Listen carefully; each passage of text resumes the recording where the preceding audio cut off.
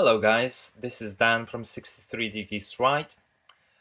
Today we're going to talk about a new plugin called Ventura Sky and compare to it an old plugin for X-Plane called Real Terra Haze. Now, to start with, Ventura Sky has a lot of requirements.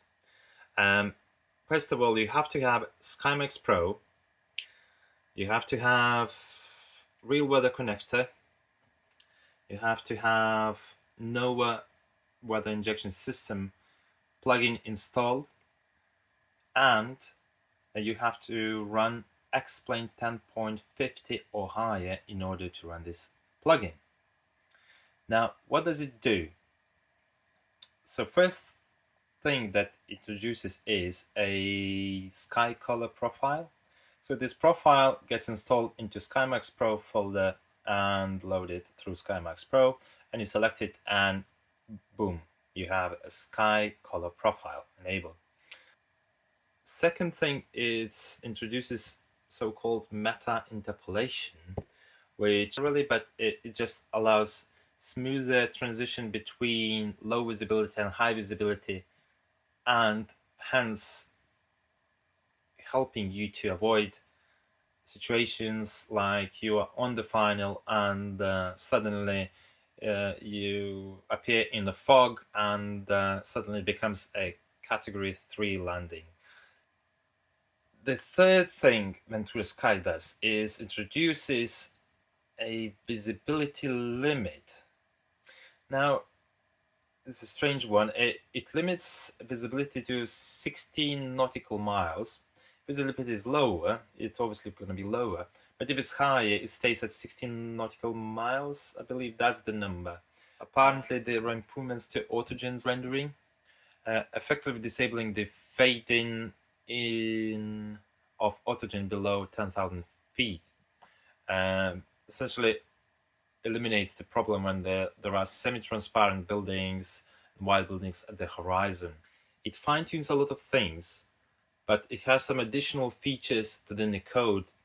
So the way it works, you open Ventura Sky script file and with your text editor, and there are lots of descriptions quite clear.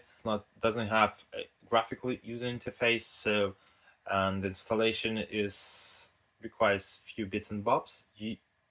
Through the code, you can even adjust the lights, the brightness of the lights, the same way Real Terra Haze does. So the question is it worth replacing Real Terra Haze with Ventura Sky? Now, this question is very important because for one important thing, you can't run both plugins at the same time because they use mostly the same values from X-Plane, and hence it's not possible to run them simultaneously. So why would you choose Ventura Sky over RTH? RTH does so many more things and with graphical user interface. So with Real Terra Haze, you also get a fog feature or haze feature, which is very similar. And then you can adjust lights through Real Terra Haze, which is through the graphical user interface. You can adjust watercolor, which allows you to make shallow water more green, which allows to look more tropical or shallower. So that's another important visual improvement. So my favorite Ventura Sky feature is the haze.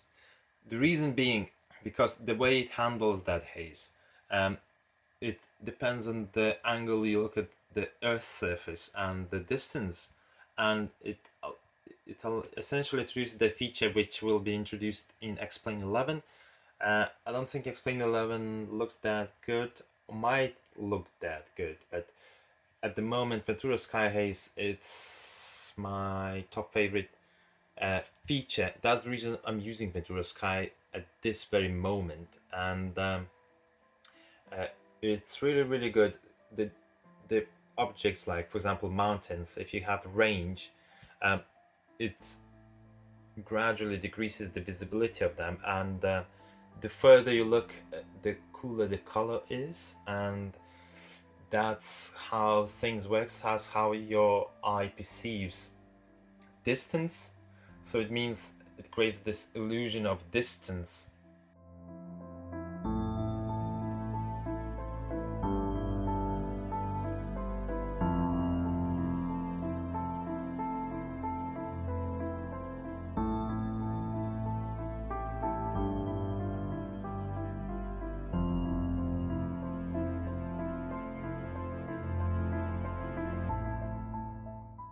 Would you choose Ventura Sky over real Terra Haze? Most of the people won't, because the changes are very subtle in most cases, really subtle, while RTH gives you very explicit changes, and they're very obvious. As I said, this plugin is not for everyone. Go to venturasky.com, download this plugin, it's free, and hopefully you'll find it useful. So guys, thank you very much for watching.